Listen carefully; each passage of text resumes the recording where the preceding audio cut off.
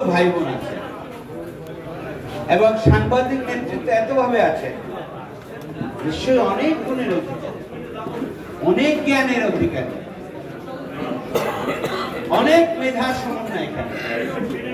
সেই মেধা, সেই যোগ্যতা দিয়ে আমরা আমাদের যে বরিশাল, শুধু বরিশালের মাটির মানুষের একটি ধান নদীর খাল, এই তিনি বরিশাল, এতেই তো বরিশালের গুণগান ছড়াই যাবে। হ্যাঁ যাবে, যখন গুণের দিক থেকে আমরা শ্রেষ্ঠত্বের অবস্থানে আমরা কোনো বাধা নাই, কিন্তু আমাদের একটা কমিটমেন্ট দরকার। ঢাকায় থেকেও আমি আমার বাড়িটাকে সুন্দরভাবে সাজাতে চাই, ভালো কলেজতারা দিতে চাই, রং দিতে চাই, বাগান বাগিচা করতে চাই, কিন্তু আপনি ঢাকায় বসবাস করেন। ঠিক আপনার বাড়িটা হচ্ছে বরিশাল। এই বরিশালের যে সমস্ত সমস্যাগুলো আছে সবাই মিলে আমরা সেগুলো সমাধান করতে। এখানে আলহামদুলিল্লাহ অনেক সব দলের রাজনৈতিক নেতৃবৃন্দ আছেন। আমরা যারা রাজনীতি করি, আমরা যারা এখানে সংবাদপত্রের সাথে আছি, আমরা জাতির জন্য আমরা কাজ করছি বটে, কিন্তু আমাদের এলাকা ছেড়ে দিয়ে নয়। সেই কাজটি করার একটি বিরাট সুযোগ আমি মনে করি এই সমস্ত আয়োজনের মধ্যে দিয়ে সৃষ্টি হয়। আমি বলছিলাম আমার রাজনৈতিক বন্ধুদেরকে যে আমরা সাংবাদিকরা এরকম উৎসব করে, আমরা রাজনীতিকরাও তো করতে পারি। সেখানে সব দল একত্রিত হবে, মতের ভিন্নতা, দূরত্ব সব ভুলে যাবে। নাজিব ভাই বললেন যে নির্বাচন আছে সামনে, পরে করা যাবে। আরেকজন পাশে থেকে বললেন যে এখনই সবচেয়ে সুসময়। তো এর মধ্যেও দুটো কথা আছে, যে পরের অবস্থার বোধহয় একটু খারাপ হতে পারে।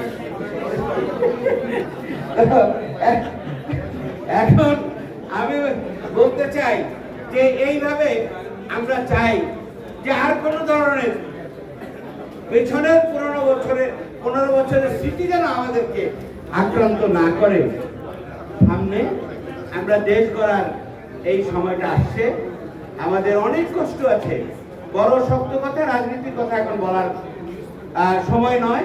আপনার সবাই ক্ষুধার্ত, শীতে একটু কষ্ট আছে। আমি বলতে চাই যে হ্যাঁ, সামনের যে কিছু আছে আমরা লিখবো, সাহসের সাথে লিখবো, দেশের কথা লিখবো, বরিশালের কথা লিখবো, উন্নয়নের জন্য আমরা ভূমিকা রাখবো।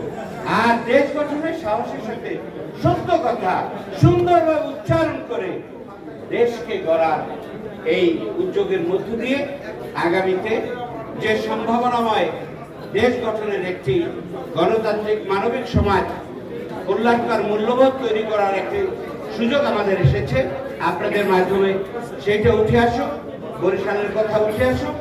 আমরা সবাই মিলে সুন্দর বাংলাদেশ, সুন্দর বরিশাল আমরা গড়ে তুলি, এবং আপনাদের মধ্য দিয়ে আমাদের বরিশালের আগামী প্রজন্ম যেন ঢাকা সহ দেশে বিদেশে উঠে আসতে পারে।